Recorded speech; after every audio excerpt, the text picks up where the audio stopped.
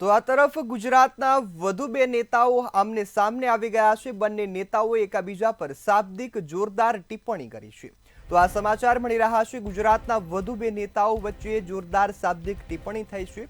પાટણના રાધનપુરમાં યોજાયેલી જન આક્રોશ રેલીમાં બખેડો થતો જોવા મળ્યો છે। કોંગ્રેસના આગેવાનો સામસામે આવ્યા બાદ હવે મામલો છે તે વિચક્યો છે।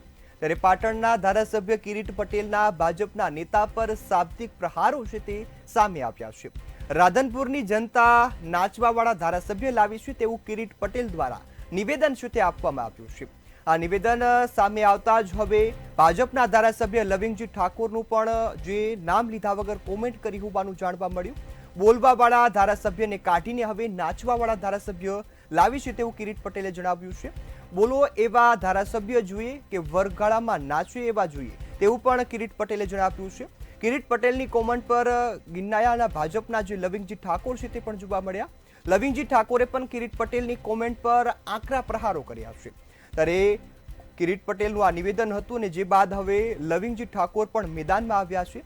ગુજરાતના વધુ બે નેતાઓની શાબ્દિક ટક્કર છે તે સામે આવી છે, જેમાં પાટણના રાધનપુરમાં યોજાયેલી જન આક્રોશ રેલી હતી તેમાં બખેડો થયો હતો। સમગ્ર મામલે કોંગ્રેસના આગેવાને ભાજપના નેતાનું નામ લીધા વિના જ પોતાને સંભળાવી હોય તેવું સામે આવ્યું છે। પાટણના ધારાસભ્ય કિરીટ પટેલના ભાજપના નેતા પર શાબ્દિક પ્રહારો સામે આવતા હવે ભાજપના નેતા પણ ખુદ મેદાને ઉતરી આવ્યા છે। સાથે જ રાધનપુરની જનતા નાચવાવાળા ધારાસભ્ય લાવી છે તેવું પણ કિરીટ પટેલ દ્વારા જણાવવામાં આવ્યું છે। તો ભાજપના ધારાસભ્ય લવિંગજી ઠાકોરનું નામ લીધા વિના સમગ્ર જે કોમેન્ટ કરવામાં આવી હોવાની ચર્ચાઓ તેજ બની છે। ત્યારે બોલવાવાળા ધારાસભ્યને કાઢી દીધા છે ને હવે નાચવાવાળા છે તે લાવ્યા છે। બોલો એવા એમએલએ જોઈએ કે વરઘોડામાં નાચે એવા જોઈએ તેવું પણ જે કોમેન્ટ છે તે કિરીટ પટેલ દ્વારા કરવામાં આવી છે। તો આ બાદ હવે ભાજપના ધારાસભ્ય લવિંગજી ઠાકોર પણ મેદાને આવ્યા છે। તેઓએ પણ આ કોમેન્ટનો આકરો જે પ્રહાર છે તે કર્યો છે।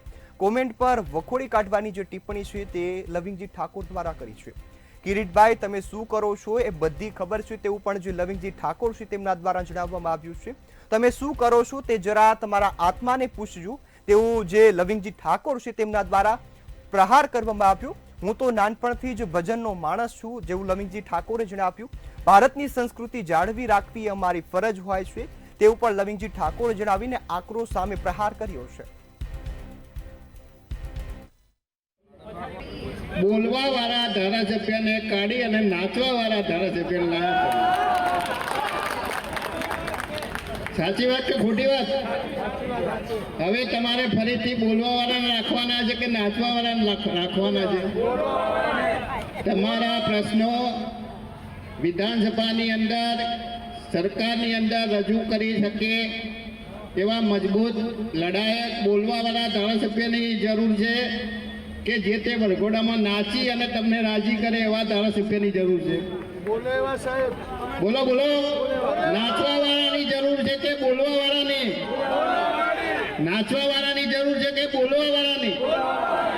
કે કિરીટ પટેલે નાચવા વાળાને જુએ છે કે તો મારે એમ કહેવાનું છે કે હું તો બચપણથી ભજનનો માણસ છું, ગુરુ મહારાજનો માણસ છું। ભજન સત્સંગ કીર્તન કરવું અને અમારી જે ભારતની સંસ્કૃતિ છે એને જાળવી રાખવાની એ અમારી ફરજ છે, કારણ કે અમે કદાપી ખોટું કરતા નથી। મિસ્ટર કિરીટભાઈ તમે શું કરો છો એ તમારા આત્માને પૂરે। હું ક્ષત્રિય છું પણ મારે મારી સંસ્કૃતિને મા ભૌમની રક્ષા કરવાની કઈ રીતે અને ભારતનો વારસો સંસ્કૃતિ મા ભૌમની એ રક્ષા કરવાનું અમારું કામ છે।